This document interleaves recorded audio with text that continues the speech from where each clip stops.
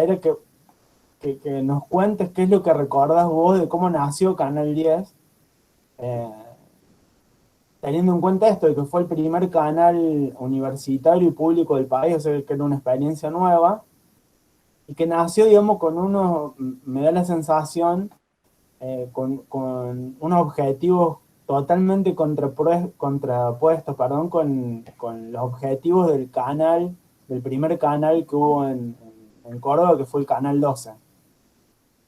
Está bien.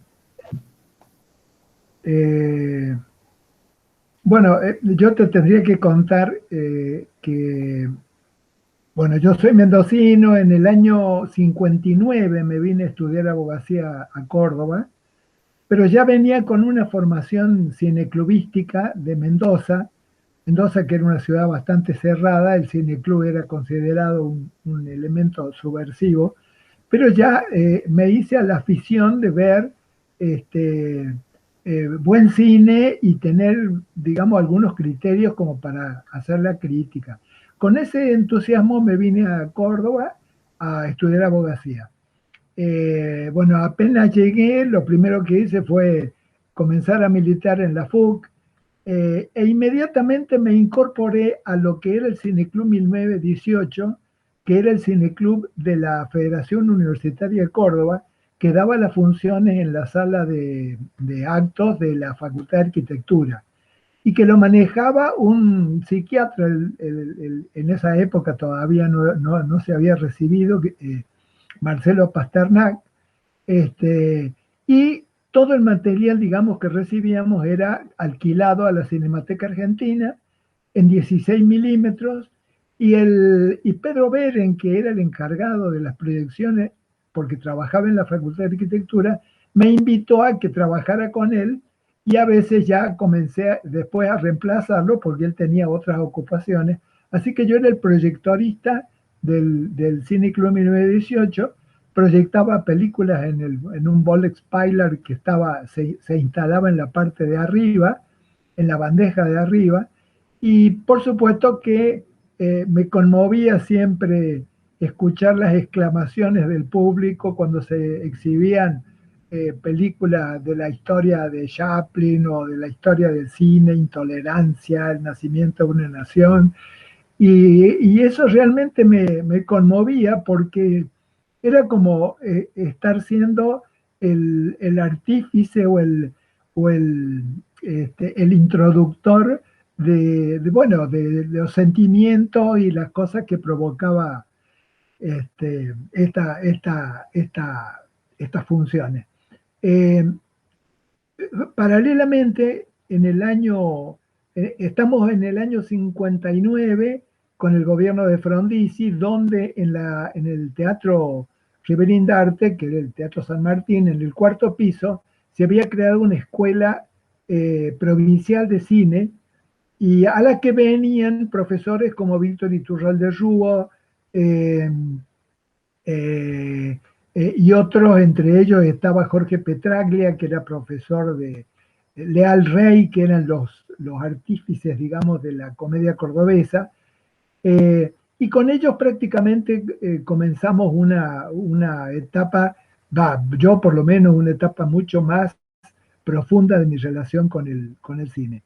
Este, Eso hacía que de alguna manera estuviera vinculado a gente Después entré a trabajar en la Escuela de Arte, eh, y ya prácticamente mi vida pasó a dejar la abogacía para dedicarme más al trabajo en la escuela y a mi vinculación con la gente de cine.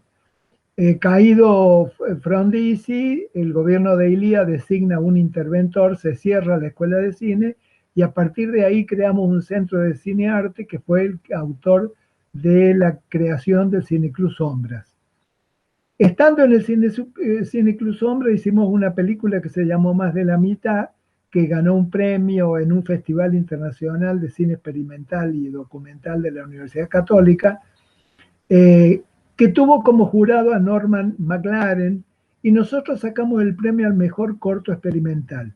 lo que nos significó un espaldarazo muy grande a todo el grupo realizativo, y eso hizo que Bulgeroni, que estaba interesado en crear el departamento de cine y el departamento de teatro en la Escuela de Arte, nos invitara a participar de un concurso en el que vino gente de Buenos Aires para integrar, para integrar los tribunales que evaluaron en nuestras presentaciones. Entramos, creo que eran 14, 15 personas, y para el lado de cine, y para el lado de teatro entró María Escudero, Carlota Beitía, que era una escenógrafa muy conocida, y ahí comenzó el arranque, digamos, de los departamentos de cine y teatro con cursillos concursillos de aproximación al teatro y al cine, porque verdaderamente Bulgeroni quería saber si crear una escuela de cine podía tener gente interesada en cursar la carrera. Estos cursillos dieron a la luz de que efectivamente había mucha gente interesada, y ya nosotros como grupo piloto, después de hacer 2 o 3 películas pagadas por la universidad, entre ellas estaba Difunta Correa, Laguna Blanca, eh, El hacer de la Escuela de Artes, eh, se crearon los departamentos, presentamos el proyecto de plan de estudios, se aprobó el plan de estudios, esto es en el 65, porque el grupo piloto funcionó 64, 65 hasta el 66, y en el 66 se aprueba el plan de estudio, y cuando íbamos a iniciar el año ya con alumnos inscriptos, viene el golpe de Onganía, la intervención a las universidades argentinas y el parate, digamos, en la Escuela de Artes, para saber si realmente íbamos a poder disponer de los cargos docentes como para inaugurar un nuevo departamento. Bulgeroni era un arquitecto, un tipo muy, muy sagaz y muy bien vinculado, lo que no le permitió fácilmente convencerlo al interventor, que era un Nores Martínez, para que continuáramos con las experiencias de teatro y cine, y así fue que en el año 67 se hizo ya la primera inscripción de alumnos para el departamento de cine y el departamento de teatro. Justamente, bueno, en una invitación que me hicieron para hablar de la Escuela de Artes en el Canal 10, en un programa de Canal 10, eh, eh, ahí conocí gente del canal, y al poco tiempo, justamente con esta intervención de Nores Martínez, que había creado una situación bastante controlada, y una situación bastante, digamos, es decir, había puesto en rebeldía prácticamente a la mayor parte de la gente joven. Eh, el Pierre, que estaba por largar un programa, se abrió, y de alguna manera la gente, y me propuso a mí. Así que yo entré directamente como por la ventana, y mi primer programa fue Teorema. Teorema era justamente un programa donde se planteaban algún tema, y se invitaba a especialistas que conocían del tema para debatirlo ahí en cámara. Eh, Como yo estaba trabajando en la Escuela de Arte, tenía muchísimas vinculaciones con docentes de teatro, de cine, de música y de plástica. Por lo tanto, no me resultaba nada difícil elegir los temas, plantearlo en forma doméstica en la escuela, y después llevarlos a la pantalla. Eh, en ese año no tenemos que olvidarnos que es el año de los recitales populares de los SRT, de la Córdoba de los cineclubes, de los teatros independientes, de las revistas propias como Jerónimo, del teatro estable de la universidad, de los festivales internacionales de teatro y de cine, en general de la nueva literatura, de los Beatles, de la Iglesia de los Pobres, de Borges, de Cortázar, de las discusiones sobre García Márquez, y además las manifestaciones, digamos, estudiantiles y obreras que en esos años son los previos, digamos, al Cordobazo, eran de muchísima ebullición. De ahí que en ese momento se da la separación de los Beatles, que deciden prácticamente después de haber sido lo que yo llamaba los juglares de una década, ellos se separan y se me ocurrió que la primera discusión podía ser esa. O sea, el primer teorema fue dedicado a los Beatles, como juglar era entre interrogantes, juglares de una década. Y bueno, y ahí se invitó concertistas de piano afamadas como Ornella de Devoto, que era Ornella Balestreri de Devoto, que era profesora y directora del Departamento de Música, César Francisena, que estaba en la música experimental, gente de tango que emitía programas en la LB2, en la LB3, poetas, eran como 10 personas. La cuestión es que fue una experiencia, digamos, muy, muy, muy buena, y la mecánica del programa era acorde a la tecnología de la época.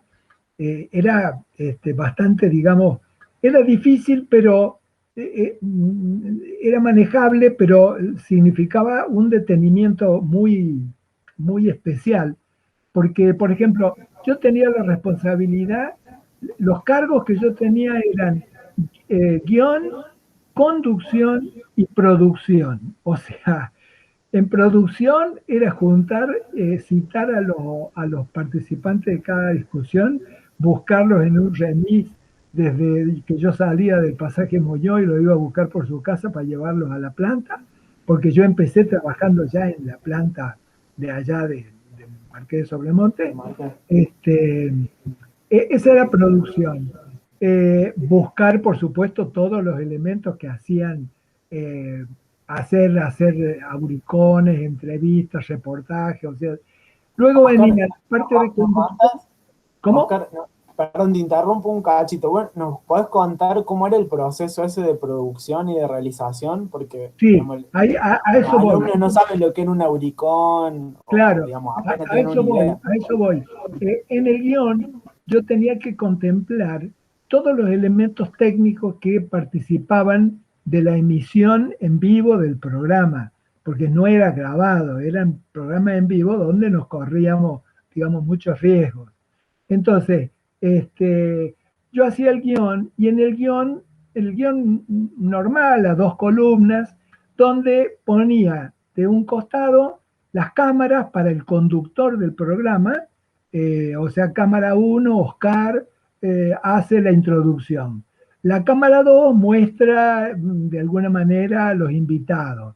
Eh, el guión tenía que, antes de iniciar el programa, explicárselo al sonidista, llevarle una copia del guión al sonidista y decirle, mirá, acaba este tema, hay que subir y bajar en tal, acaba un auricón que tiene sonido propio, acaban imágenes mudas que tienen que tener un sonido que a vos se te ocurra, pero lo ideal sería ponerle algún tema musical de tal o tal. O sea, ya elegía, digámoslo, o llevaba también los discos que yo había elegido. Luego hablaba también con el director del programa, que era el que recibía el guión, y era el que distribuía las cámaras. Él decía, bueno, tenemos 2 cámaras. Entonces, en una cámara está vos, la otra cámara, por ejemplo, se la puede dedicar a mostrar dibujos que hacía la gente del departamento de diseño, donde estaba el Cachoito, Viano y otros muy buenos diseñadores. O diapositivas que hacía el Oscar Beguán, que era el fotógrafo oficial del canal, y en ese caso, con él íbamos controlando, digamos, el guión, todos los elementos que intervenían, y, y explicarle también al encargado de piso en qué momento entraban algunos invitados, cuándo salían otros. O sea, eh, antes de la emisión, en una reunión con el director, el sonidista, el, el, el encargado de la telecine.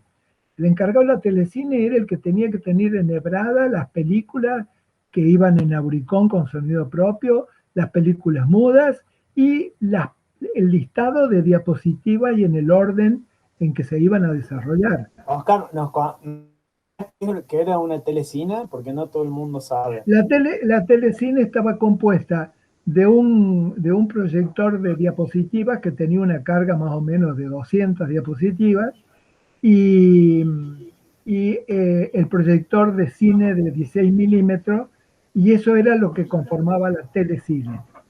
El proyector de diapositivas lo cargaba, había un operador permanentemente porque tenía que cargar no solo las imágenes que yo llevaba para el programa, sino coordinadamente las que correspondían al corte comercial, porque inmediatamente cuando se llamaba a un corte, inmediatamente aparecían la publicidad más barata del momento, que eran diapositivas con un texto en off de los locutores.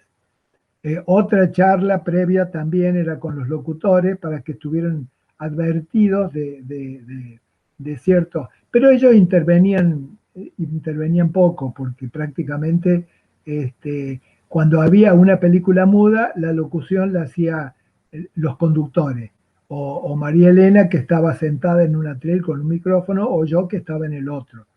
Este, Eso era, digamos, la telecine. Después, el espacio de las dos cámaras, prácticamente una tenía zoom, la otra no, así que tenía que acercarse lo suficiente cuando...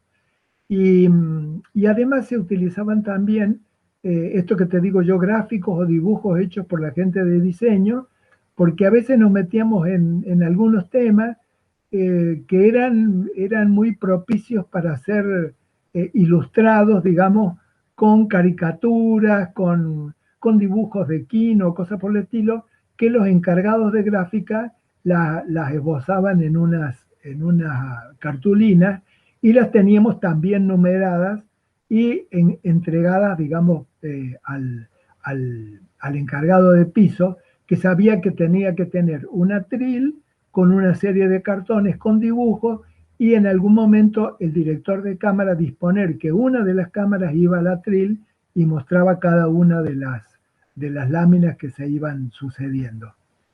El programa empezaba con una peliculita que era la apertura. Yo hacía la introducción, inmediatamente podían ir una serie de diapositivas dando la información acerca de cuáles eran los hechos culturales, digamos, más relevantes de la ciudad en esos días, que era un espacio bastante cortito.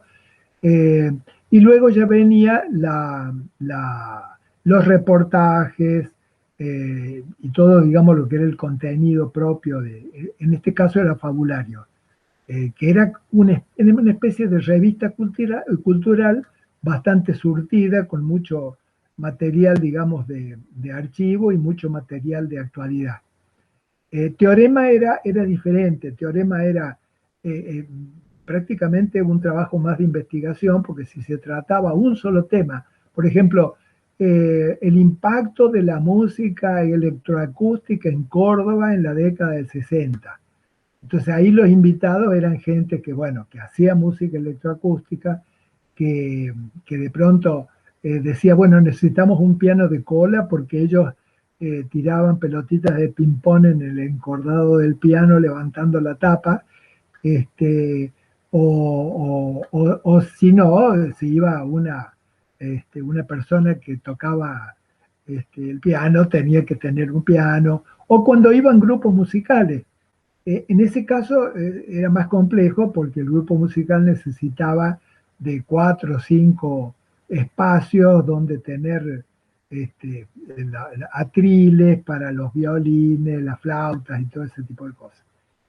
Eh, no sé si este rompecabezas es más o Sí, menos no, no. Y te quería entendible. preguntar, digamos, si nos podés contar cómo era, digamos, cómo era la dinámica de un programa en vivo en esa época, ¿no? Porque, digamos, por un lado nos contaste que está la telecine, había distintas áreas, ¿no? Que son el área de control central, Sí, la telecine, que es algo, bueno, que ya no existe más. Pero a su vez también una diferencia grande entre el material que se generaba en exteriores y el piso, porque digamos, el material de exteriores, digamos, una particularidad que me gustaría que nos cuentes cómo era trabajar de esa manera, era que lo hacían con cámaras de cine, digamos, 16 milímetros, salían con fílmico, con reversible, claro.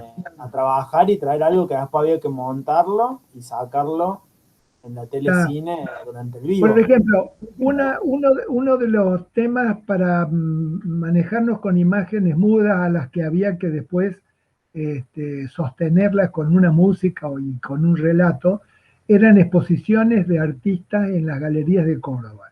Ahí nosotros íbamos con el camarógrafo, tomábamos diferentes planos de los cuadros del pintor, se le hacía con Auricón un reportaje al pintor, y después, en la emisión, eh, trabajábamos con las imágenes mudas, con un relato en off y el auricón, digamos, del autor. Eh, o sea, esa era la mecánica para trabajar con eh, eh, cosas que era difícil de sostener, digamos, es decir, no era llevar todos los cuadros al canal, sino filmarlos en su lugar. Y cuando se trabajaba con reportajes, este, se confirmaba la entrevista, digamos, con el encargado, que era el Cirilo Pitón, era el histórico poseedor de la primera Auricón que había en Córdoba, y con él hacíamos la cita con el invitado y nos reuníamos en algún lugar donde Cirilo ponía la cámara, que la tenía apoyada generalmente en un unipié, un trípode de una sola pata, porque era bastante versátil, digamos, en el uso. Y por supuesto que a él se le ocurría, si íbamos a la casa de una persona, elegir cuál era el lugar más adecuado. Eso lo discutíamos previamente. Se hacía el auricón, que a veces se lo fragmentaba. O sea, se hacía una pregunta uno, la pregunta 2, la 3, el tipo contestaba, y después, al emitirlo, en el guión ya se señalaba que este fulano, por ejemplo, Humberto Eco, daba una respuesta a una pregunta que se hacía en cámara, él daba la respuesta, íbamos hacia una ilustración de historietas o cosas que había trabajado Humberto Eco, y después volvíamos al segundo auricón, que era la continuidad del reportaje y así. O sea que los auricones eran reportajes grabados con sonido que se los podía fragmentar, pero se los fragmentaba en el momento de la emisión. Oscar, aprovecho para hacerte dos preguntas sobre eso, que siempre algo que llama mucho la atención, vos viviste ese salto, ustedes empezaron, digamos, que estabas con el grupo piloto, eh, trabajando con cámaras que no grababan sonido sincrónico, digamos, no podían Claro. grabar al mismo tiempo sonido. Entonces, si nos podés contar qué significó también creativamente ese salto de la aparición del Auricom, digamos, para todo el canal, porque, digamos, en toda la programación, la generación de archivos, se nota muchísimo esa diferencia.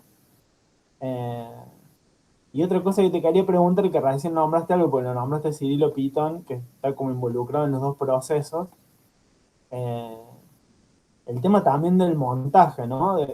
Claro, Varias veces lo escuché que pensaban, no solo de eso de que tenían que llegar y nada, trabajar con empalmadoras, digamos, como un claro, montajista artesanal, sino que a veces también el camarógrafo pensar el montaje en cámara, ¿no? Previamente para que ese montaje luego no sea tan tedioso. Está bien.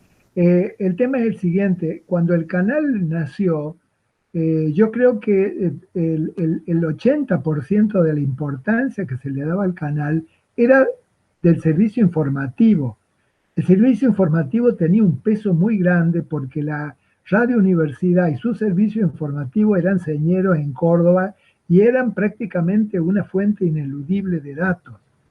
Entonces el tema era el siguiente, en un programa como teorema o como fabulario que se podían manejar previamente con mucha más tranquilidad, las exigencias del informativo hacían que, por ejemplo, Cirilo Pitón no solo era un camarógrafo de imágenes mudas tomadas con una Bolex Pilar que tenía el canal, sino imágenes de otros camarógrafos contratados por el canal y el auricón de Cirilo.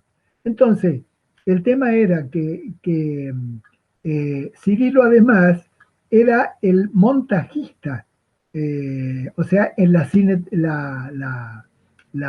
parte de imagen en movimiento, el Cirilo tenía un rol fundamental porque él ya sabía que él había filmado tales tomas, que él había hecho tales auricones. Entonces, en la preparación del montaje, que generalmente en la primera etapa, todo eso se hacía en el pasaje, en las oficinas del pasaje Muñoz, porque ahí estaba el laboratorio, digamos, y salía un taxi volando hacia el canal, llevando la torta con todo el material que se había armado, tanto que se había armado con el orden que iba a tener el informativo, que el Jorge Pérez Gaudio era el que daba la pauta. Bueno, acá va tal noticia internacional, acá van las nacionales, acá van las locales, acá va tal. Entonces, en base a esa pauta, el Cirilo armaba la torta y la torta llegaba con el tiempo justo para que fuera enhebrada por el encargado de la telecine allá en la planta y, y, bueno, y entraran los locutores a hacer, a cumplir, digamos, con el rito de seguir el orden que se había establecido en ese. Ahora, esto era actividad de todos los días. Entonces, el informativo además iba a la mañana y al mediodía y iba a la noche. Entonces, ¿qué ocurría? Que había material de la torta que se había hecho para el mediodía que se mantenía para el informativo de la noche, al que se le agregaban las últimas noticias o las últimas informaciones que correspondían. Aparte de eso, podían llegar eh, vía microondas, imágenes en video. Esto ya es más avanzada, digamos, la tecnología, cuando ya se incorporan las señales de Entel y la posibilidad de trabajar con materiales filmados en VHS o en. Sí, y antes de llegar al video, Oscar, también vos viviste una época, nada, eso que contás vos de que el servicio informativo del SRT fue, digamos, muy prestigioso eh, en todo el Sí, país, y yo te diría que en Latinoamérica, eh, que, digamos, había dos cuestiones que me parecen muy interesantes. Por un lado, el canal recibía material de agencias internacionales, y a mí siempre me llamó mucho la atención lo que cuentan bueno, de que siempre a pesar de las intervenciones de la universidad mantuvieron como cierta autonomía y una línea editorial diferente al resto de los canales, por lo menos el Canal 12, claro. de la elección de las fuentes y me llama mucho la atención la selección que hacían de ese material internacional. Por ejemplo, hay muchas imágenes, no sé, del mayo francés, de otros levantamientos populares, en un momento que acá, digamos, estaba complicada la cosa. Está. Y, Yo creo que ahí no se puede escindir eh, la, la- la- la conducta de los responsables del servicio informativo, porque Sergio Villarruel fue el responsable, digamos, hasta el suceso de la muerte del estudiante de Pampillón, y a partir de ahí Jorge Pérez Gaudio fue el responsable del servicio informativo. Estos directores del servicio informativo pudieron imprimir una, digamos, una tónica muy exhaustiva, de inquisitiva, y que eso quizás fue lo más respetado, porque eran tipos que no se quedaban, digamos, con una sola versión, sino que eran los que además eh, supervisaban el material internacional, se permitían hacerles críticas cuando se lo exhibía, porque a veces, claro, no había otra forma de eludir ciertas noticias, pero que había que, eh, digamos, condimentar con una interpretación propia. Yo creo que esos tipos, había otra gente que estuvo formada por ellos, y en ese sentido, yo creo que los dos, es decir, Villarruel y el Jorge Pérez Gaudio, fueron sumamente este, activos, responsables, y tuvieron una concepción, digamos, crítica eh, muy adecuada, digamos, para la época. Eh, Te pregunto también, Oscar, Y aparte digamos, de eso había una cosa que era sí, la libertad que nos permitía pertenecer a la universidad, que era el campo, digamos, del saber, que no era el campo de las oficinas, digamos, comerciales o que eran las que influían en las notas de los informativos de Canal 12, por ejemplo. Es decir, Canal 12 tenía gente que normalmente estaba muy vinculada a todos los gobiernos. Entonces, inmediatamente lo del gobierno le decían, bueno, miren, vamos a pavimentar la calle de Castro Barros. Entonces el canal hacía una nota diciendo qué necesidad, una nota previa diciendo qué necesidad, no se puede circular por la Castro Barros porque está toda llena de baches.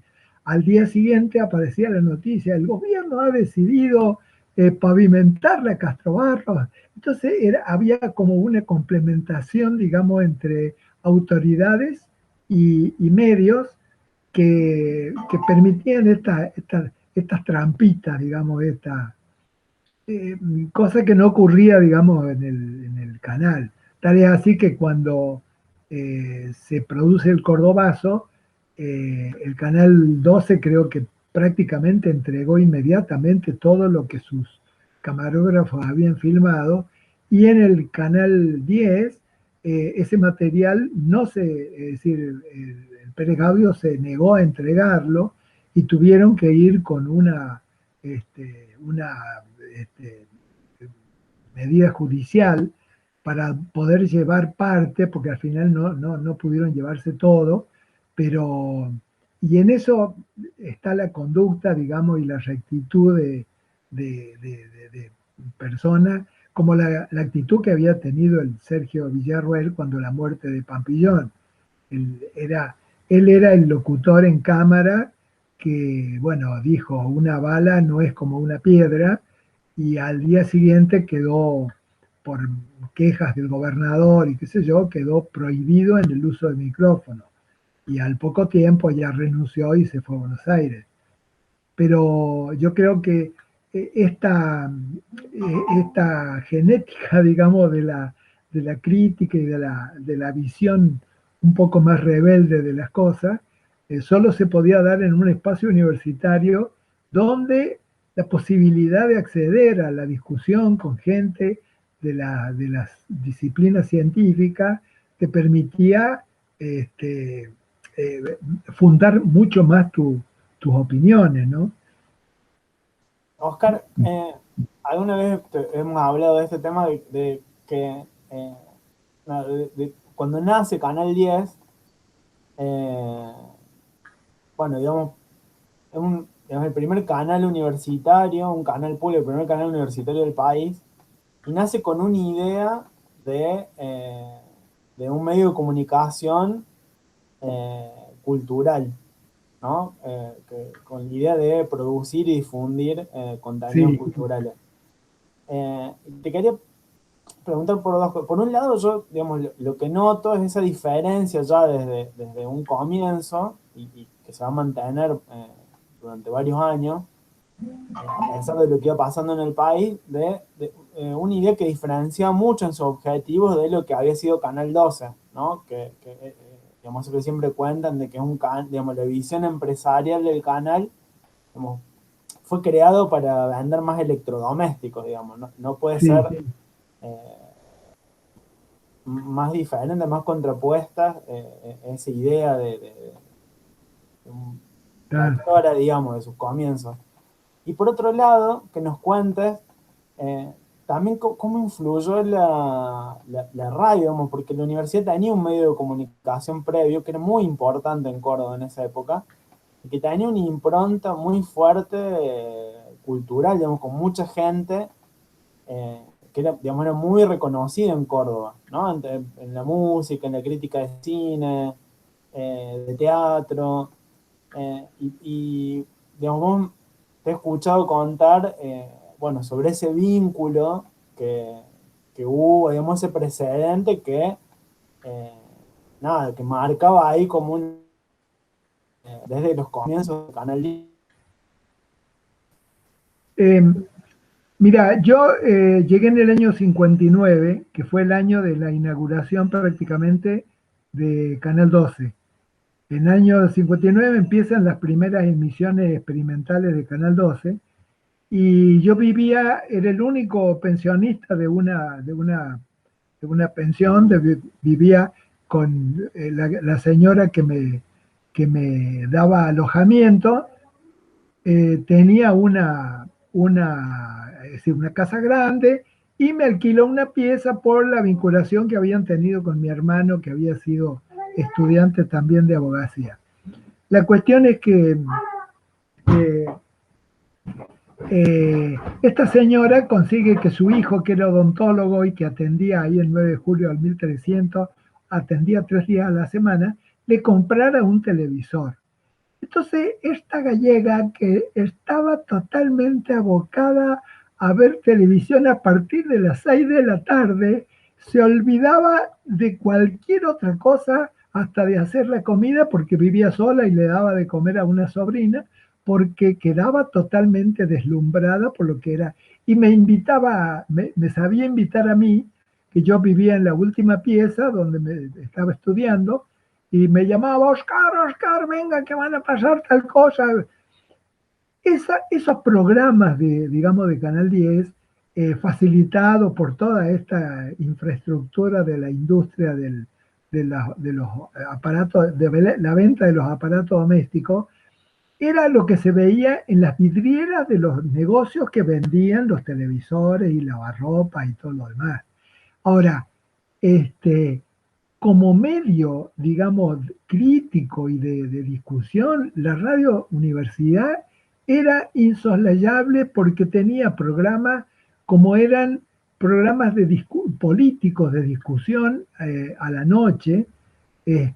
Ahí no recuerdo el nombre, pero eh, si uno hace memoria, salen nombres de tipos que eran eh, sumamente hábiles en el manejo de la política. Y eso ya había creado, digamos, que había una interdependencia, hubo después una interdependencia entre el Canal 10 y la radio, porque yo creo que en el servicio informativo se mezclaban los roles, es decir, había gente que trabajaba en la radio y que trabajaba también en el canal, redactores que hacían las notas, o sea, era un ambiente sumamente rico en el sentido de que se movía mucha gente y justamente por eso yo lo que siempre reconozco la calidad de la conducción del Villarroel, de Pérez Gaudio, era poder eh, ir limando asperezas entre la gente y mantener equipos que realmente eran sumamente productivos. Eh, entonces, esto de que el canal fue creado, digamos, casi por un capricho, de decir, bueno, cuando la radio Splendid pasó a ser Radio Universidad, eso fue una cosa, pero fue una cosa forjada por tipos que tuvieron la visión de hacer una radio realmente popular, culta, y además teniendo, digamos, detrás el respaldo de la universidad. Eso significaba mucho en la puesta, digamos, de programas. Es decir, no te olvides, por ejemplo, que ya para la década del 60, el canal y la radio van a inaugurar lo que fueron lo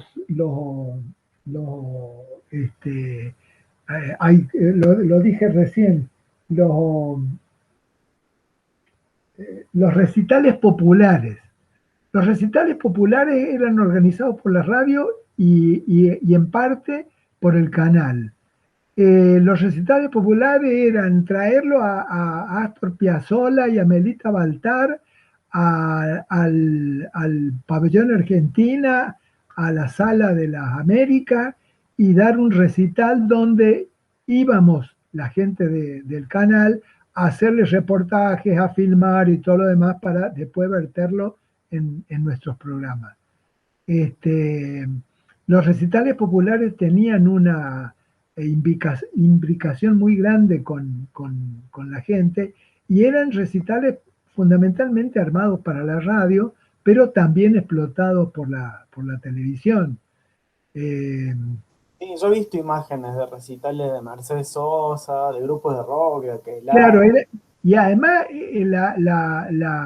la, este, la sapiencia que hubo en la elección de quiénes eran los que venían a los recitales populares.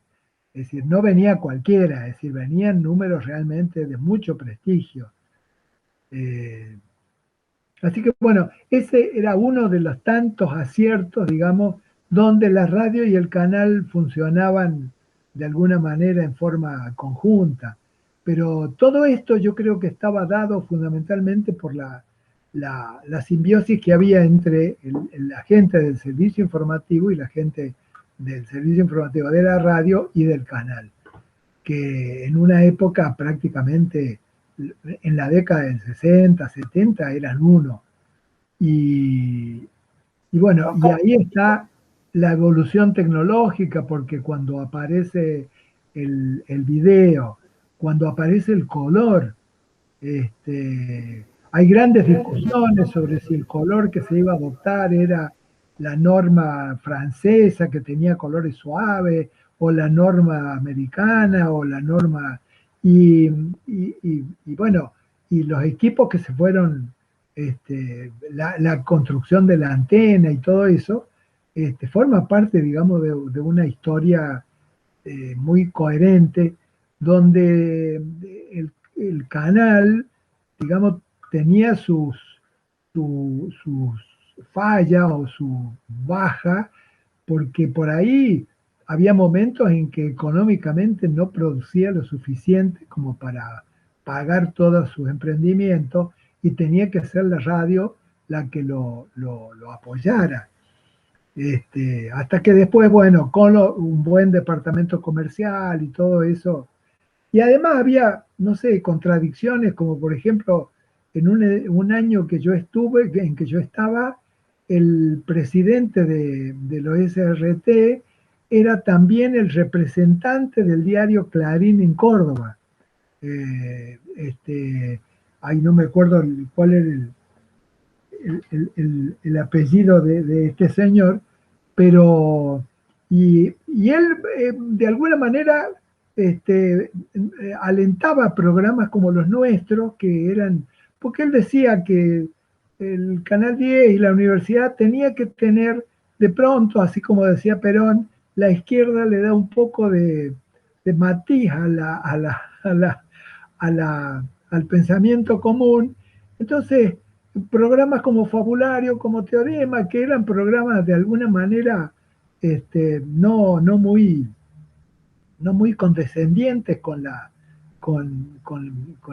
los tratos así adocenados, eran una buena medida tenerlos porque atraía a la gente joven, atraía, si yo me acuerdo de haber ido, por ejemplo, a recitales populares donde se hacían lugares que eran los locales del Citrac Citram, y agarrarme ahí en la entrada nomás, agarrarme los sindicalistas del Citrac Citram y llamarme aparte y decirme, oiga, ¿por qué no tratan en Fabulario, en Teorema, este tema y este tema? Como alentándome para darme letra a cosas que ellos veían como que le eran casi propias. Si uno llevaba a Biglietti, que a Biglietti lo tuvimos que reportear porque vino en una etapa embromada, lo tuvimos que reportear en una casa a escondidas, y el tipo me decía, bueno, vos toreame, porque yo decía, mirá, te puedo preguntar de los Tupamaros, y entonces él decía, preguntá lo que se te ocurra, que yo te voy a contestar. Ahora que después vos lo puedas pasar es otra cosa. Daniel Biglietti, canto libre en los programas culturales de Canal 10. Daniel, desde que vos iniciaste tu carrera, digamos, musicalmente, desde que conociste las primeras cosas de los hermanos Ábalos, después vinieron los chalchaleros, como decís vos, ¿cuál ha sido la maduración de Daniel Biglietti?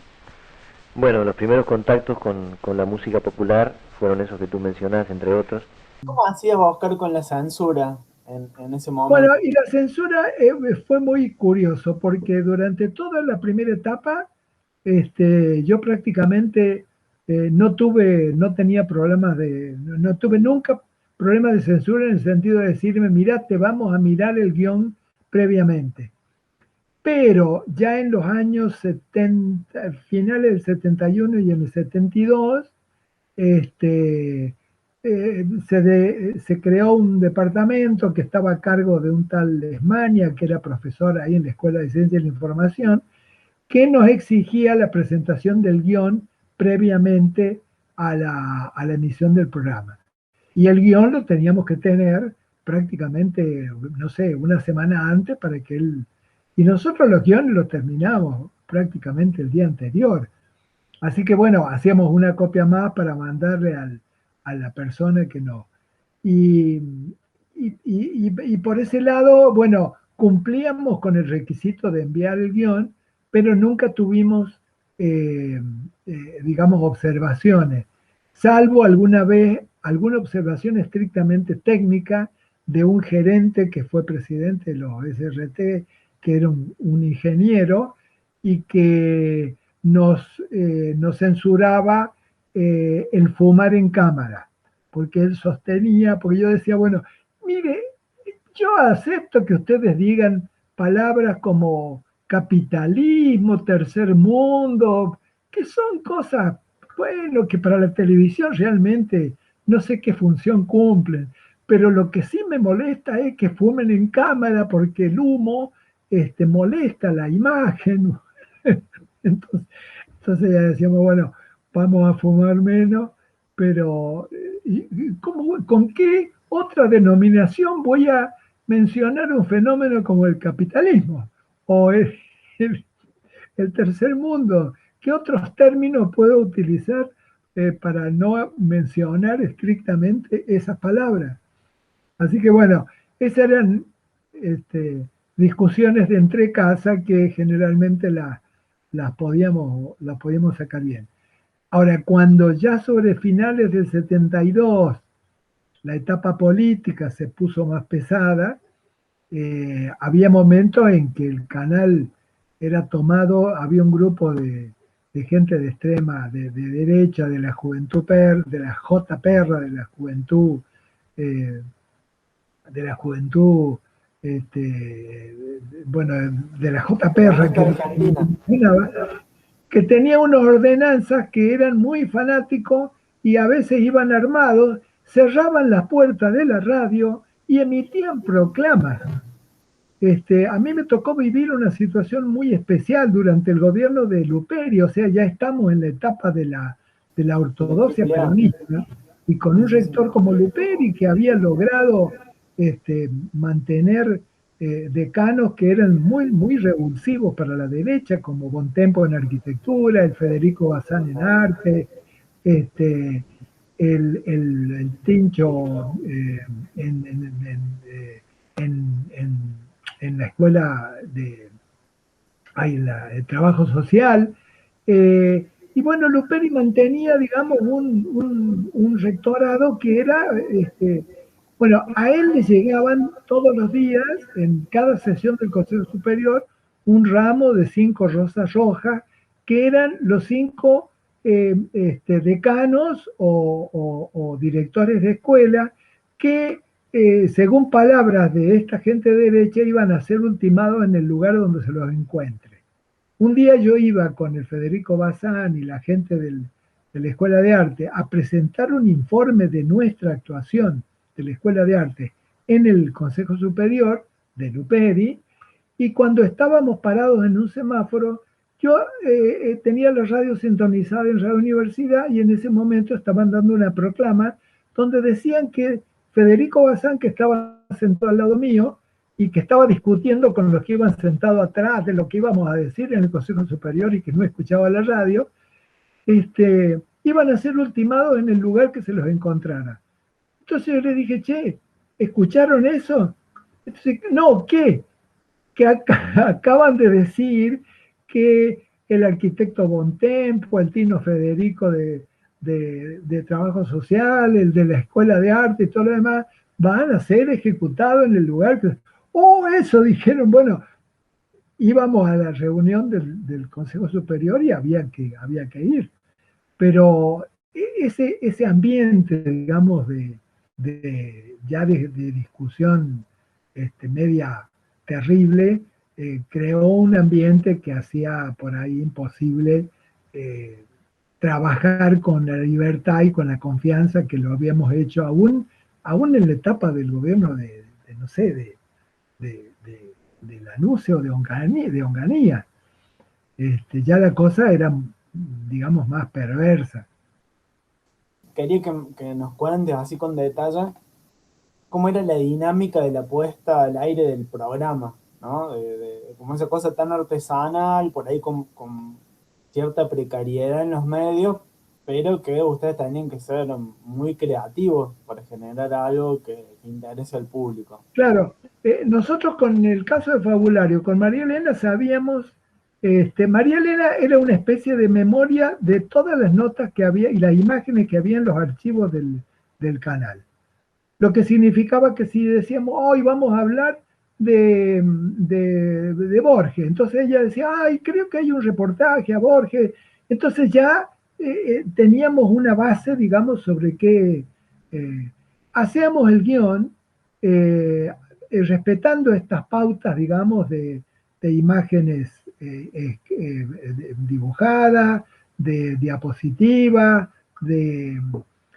y el guión era para nosotros prácticamente lo que se llama el guión de hierro. Con ese guión llegábamos al canal, hablábamos con el director del programa, que podía ser el Pepe Velotti, a veces no eran siempre lo mismo, o el Pepe Velotti o Gonzalo Quinteros, o el mismo, hay uno de los primeros directores del programa. Guillermo López. El Guillermo López nos dirigió pocas veces. Años también no estuvo. Rubén Rodríguez. Ah. Rubén Rodríguez, que bueno, Eh, para mí no era una persona, digamos, de mucha, pero tenía suficiente autoridad, excesiva autoridad, porque si yo caía con el Rodríguez a la planta y teníamos que diseñar la emisión del programa, él ya creaba un ambiente de resistencia porque no lo toleraban ni los camarógrafos, ni los sonidistas, ni los iluminadores, nadie. Entonces era medio incómodo estar ahí, pero con los otros, es decir, con el Pepe Velotti, qué sé yo, era, nos juntábamos con él y ahí lo llamábamos al sonidista, hablábamos con el jefe de piso, que era Canti, que era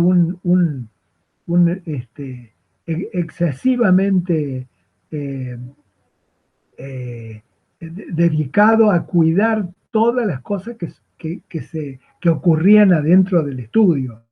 En una oportunidad, por ejemplo, estábamos haciendo un reportaje al grupo de María Escudero con alumnos de teatro y se desprendió un monitor, que era un televisor que estaba colgando del techo, y cayó a 3 metros nuestro. Entonces, Canti no podía concebir que sucedieran cosas como esa. Además, por ejemplo, si él veía una mosca que estaba volando y que se la veía en el momento de que se hacía un reportaje en vivo, en el corte, Canti venía con el aparato de flit y nos echaba flit a todo para ultimar la mosca y que no afeara la imagen, porque decía, ¿cómo se va a ver una mosca en un canal universitario? Bueno, el jefe de piso, los iluminadores, que a veces tenían una incidencia porque podían cambiar de alguna manera los lugares de importancia de la escenografía. La escenografía era una escenografía hecha por el Nacho López, que era un as en la creación y él utilizaba elementos de la historieta, dibujos grandes dibujos monumentales, dibujos de Tarzán, mezclados, digamos, con todos elementos que podían servir de apoyo. Eh, entonces, la primera reunión era con el director de cámara, que él establecía a qué cámara iba a hablar María Elena, qué cámara hablaba yo, explicábamos la función de las músicas al sonidista, la función de los sonidos, qué era lo que iba con audio y qué era lo que iba a mudo con relato en off. Y después de eso era, largarse con una vez largada la apertura, empezar la aventura donde Canti se convertía en el personaje que daba mediante señas el orden de ir al corte, el orden de quién tenía que hablar en cada momento y todo ese tipo de cosas. Yo creo que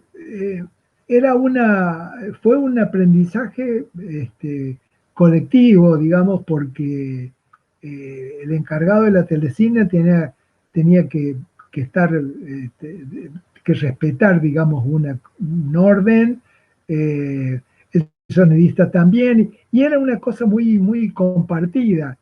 Te digo que en programas, por ejemplo, cuando en un teorema que se habló del tango de Piazzolla, he puesto entre interrogantes, ¿Piazzolla hace tango? Bueno, ahí había invitado, estaba el Percy Llanos, que era el discotecario de la noche de Radio Universidad, había los comentaristas de la LB3 y de la LB2, que eran tangueros de esos, pero de las vetas más tradicionales de tango, y estaba Pérez Pruneda, que era un poeta, y se armó un batifondio tal que yo tuve que, ya con la hora avanzada, despedir el programa mientras la gente todavía seguía discutiendo detrás mío, y después ya todo el mundo agarró su bártulo y se iba, y el pobre Pérez Pruneda, que estaba en una silla de ruedas y todos estábamos arriba de una tarima de 1 metro de altura, Pérez Pruneda estaba a los gritos porque no había quien le pusiera la tarima para bajarlo que le pusiera la bajada de la tarima y se veía que había quedado encerrado ahí, que había quedado solo porque todos los otros se iban discutiendo sobre Piazzolla. Este, eh, no sé, creo que las vivencias que uno acumuló eh, le permitieron tener una mirada muy especial después acerca de lo que es el cine y la televisión y bueno, y ver lo que hoy día son los canales, lo que hoy día son los programas de discusiones, hasta las deportivas y qué sé yo, te dan por ahí vergüenza, ¿no? Oscar, estuvimos trabajando sobre un texto de Silvia Romano, que ella usó como fuente entrevistas que hizo hace muchos años a distintos trabajadores del canal. Sí, No sé, como Guillermo López, como Cirilo Pitón, varios de los que nombramos. Y ella, digamos, tiene una hipótesis que es que el canal tuvo, digamos, una impronta fuerte, un vínculo fuerte con el cine, a raíz de que muchos de los técnicos que trabajaban en el canal pudieron canalizar a través de ese espacio la vocación cinematográfica que tenían y que en Córdoba, digamos, nunca terminaba de desarrollarse, de consolidarse. Te pregunto a vos porque vos, digamos, también trabajaste en el canal y participaste de toda la experiencia desde los comienzos del departamento de cine. está bien. Sí, yo creo que justamente Guillermo López, el Cachoito de Lorenzi, son dos de las personas que entraron al grupo piloto de la Escuela de Cine.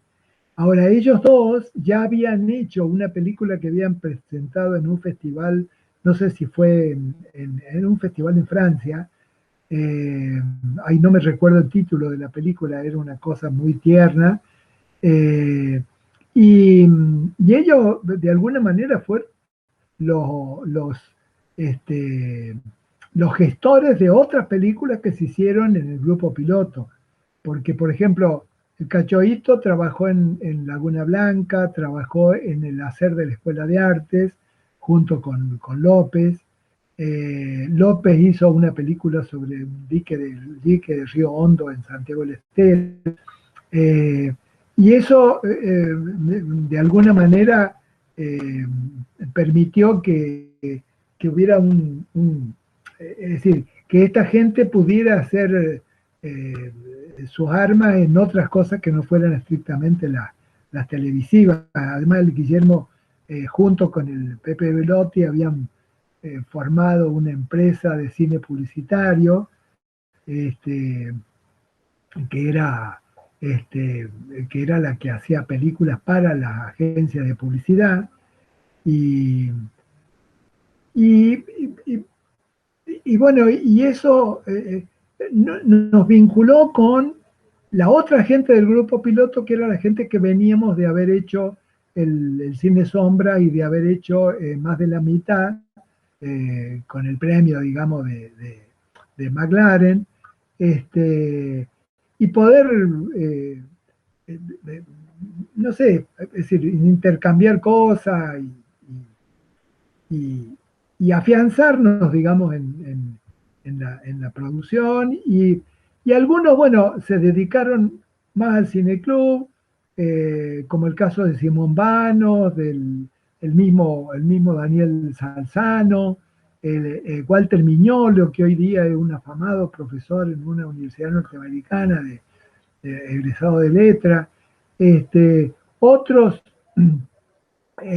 nos quedamos en la Escuela de Artes, con es decir, una vez creado el departamento de cine, y, y, ejercimos la docencia y también hicimos, digamos, armas en otras producciones. Pero creo que eh, eh, claro, todo eso deriva en lo que va a ser posteriormente la producción de alumnos de la escuela, que hoy día se ven en la cantidad de largometrajes que tiene, que se ven en los títulos de programas que fueron del canal de Encuentro, por ejemplo, del mismo Checho Pedrosa, que era un alumno de cine que formó una productora para hacer un dibujo animado que se exhibió, digamos, durante 1 o 2 años. Eh, y, y, creo que en ese sentido hubo mucha... Y de pronto se desprendieron personajes como este que te decía yo, espera, el Eddie McLean eran los camarógrafos y el Olcar Ramírez, que Olcar Ramírez, un año estuvo con nosotros en Fabulario en el año 70 y después al año siguiente él no estaba, yo pregunté, me dijeron, no, se ha ido a hacer sus armas en Buenos Aires. Y en Buenos Aires el tipo se dedicó a hacer fotografía publicitaria, fotografía artística, se dedicó a estudiar teatro, trabajó con el mimo Marcel Marceau, hizo mimo y ha publicado un libro que salió hace 2 o 3 años, que es una cosa increíble, donde hay fotos de los orígenes del canal. El libro era bastante carito, pero es un libro monumental. De ese, bueno, nos tenemos que ver para que lo vean, porque realmente tiene fotos de las primeras figuras y mujeres de las que se enamoraron todos los miembros del canal, como Canela, y otras personas que eran, digamos, que fueron las primeras conductoras de programas culturales del canal. Te quería preguntar sobre eso, porque, digamos, yo fui como colando algunas preguntas que habían hecho los alumnos antes de esta entrevista, y les pedimos esa actividad pensando en irme echando olas con la charla. Sí. Y te quería preguntar, que es algo que a mí también me genera curiosidad, ¿qué rol tuvieron las mujeres en aquellos años, ahora que le nombraba a Canela? Porque yo pensaba que la verdad que, digamos, dentro de los equipos técnicos veo poco, incluso saliendo en cámara, en lo que está grabado. Recuerdo a Nelva Manera en redacción, a María Elena Pipa, que la nombraste, que es la que creó el archivo. Y más en la programación, no sé, la Laura Debetach, María Escudero, bueno, Canela, gente que salía en los programas más como conductor o como creativa, pero digamos, no, es como bastante desproporcionado. ¿Vos qué recordás de esa época, de las mujeres que participaron de los comienzos del canal?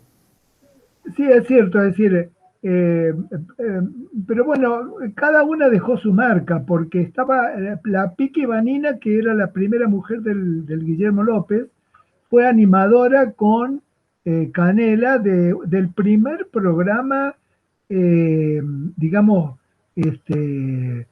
cultural, pero con orientación femenina. Y la anécdota que las marcó para siempre fue esa de que en la despedida del primer programa, ellas empezaron delante de Canti. Canti les dijo, bueno, ahora volvemos a cámara y hacemos la despedida, cierran el programa. Pero nada más que el cierre, no hablen más porque estamos pasados de horario. Entonces, entre ellas dos dijeron, la Vanina dijo, bueno, entonces yo digo, esto ha sido todo por hoy, buenas noches, y vos decís muchas gracias. Entonces, cuando llegó el momento, le hace la seña Canti y la Vanina dice, esto ha sido todo por hoy, buenas gracias, y la otra se enganchó y dijo muchas noches. Terminó con un error que fue un jolgorio, anécdota que se mantuvo, digamos, a lo largo de... ella junto con la mujer del Getón Bravo, que era un fotógrafo afamado, digamos, de la fotografía publicitaria y que fue alumno también del departamento de cine de la Dirección de Cultura. La mujer de él era la representante en Córdoba de la revista, creo que era Claudia, que era una revista femenina, y también ella intervenía, digamos, en cosas vinculadas al canal y especialmente por su interés en la revista. Después, no había otra.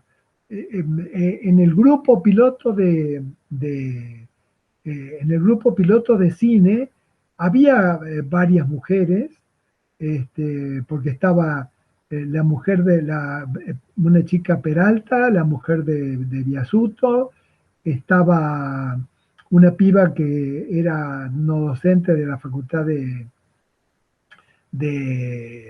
Ingeniería.